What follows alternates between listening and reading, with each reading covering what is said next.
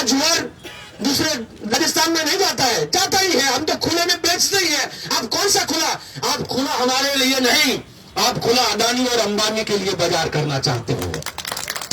अगर किसान के लिए खुला बाजार करना चाहते तो आप गेट गाट और WTO के सामने लड़ जाते, हमारे साथ लड़ने का ये साजिश ना करते।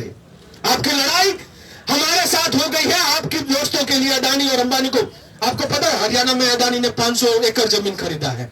आपको पता है रिलायंस ने गुजरात में अपने अलग अलग जगह पे मॉल करने के लिए जमीन खरीदी है, महाराष्ट्र में जमीन खरीदी है, बड़े बड़े स्टोर। तीसरा कानून क्या है? तीसरा कानून है जमाखोरी वाला, कि जितना भी चाहे अदानी अंबानी जैसे पूंजीपति माल खरीद के एक जगह पे जमा कर सकते हैं। वो क्या करेंगे हमारा हाल? जब भी हमारी उपज आएगी, जब हम गेहूं पकाएंगे, धान पका के बाहर आएंगे, तब वो अपने गोडाउन से वो माल को बाहर निकालेंगे, हमारे दाम कम हो जाएंगे। और जब हमको जरूरत होगी तो वो काला बाजारी लोग वो जमा राशि जो है वो अंदर धान को कर देंगे और बाजार से सब माल खरीदेंगे। हमको खरीदना होगा, ऊंचा दाम देना पड़ेगा, और जब हम बेचने जाएंगे तो सस्ते दामों में बेचेंगे। ये जमाखोरी के खिलाफ भारत में तो कड़ा से कड़ा कानून है, उस कानून को खत्म करने का। तो तीनों जो है कानून किसके लिए है? किसान को फायदा पहुंचाने के लिए कि अमीर को फायदा पहुंचाने के लिए? ये अमीरों का साथ लेने के लिए ये तीनों कानून है। इसके लिए एक ही मांग किसानों की होनी चाहिए कि कोई सुधार नहीं, इस तीनों कानून को वापस लिए बिना हम लोग नहीं मानेंगे, नहीं मानेंगे।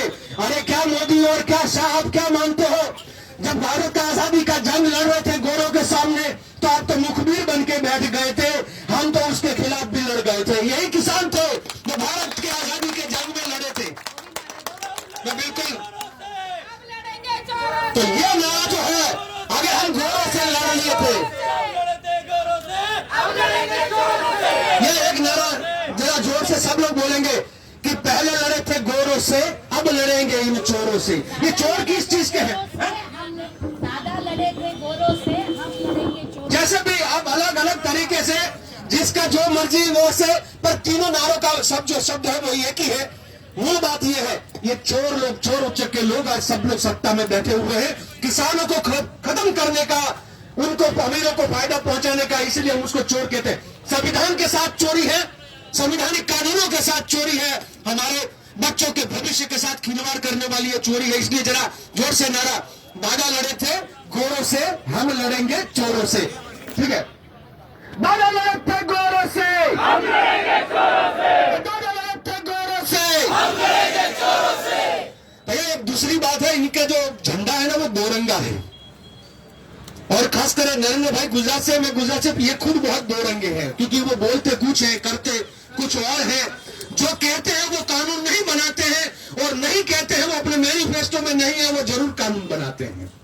और उसके लिए कभी कबीर ने भी कहा है कि दो रंगों का विश्वास ना करिए। दोरंगा मतलब दोहरापन, कहता कुछ करता कुछ, रंग बदलने वाला, उसको दोरंगा कहते हैं।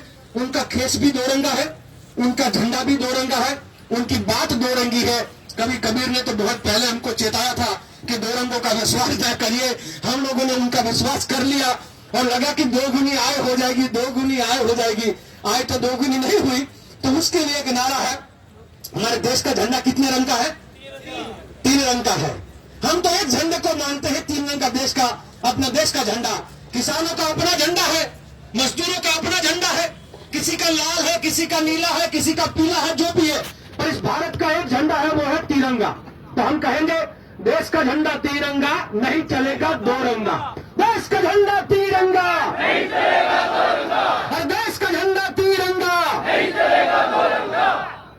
वो आप जानते हो, एक डंडा लेकर एक सेना निकलती है उनकी, आप जानते हो, उनकी एक डंडा वाली सेना है।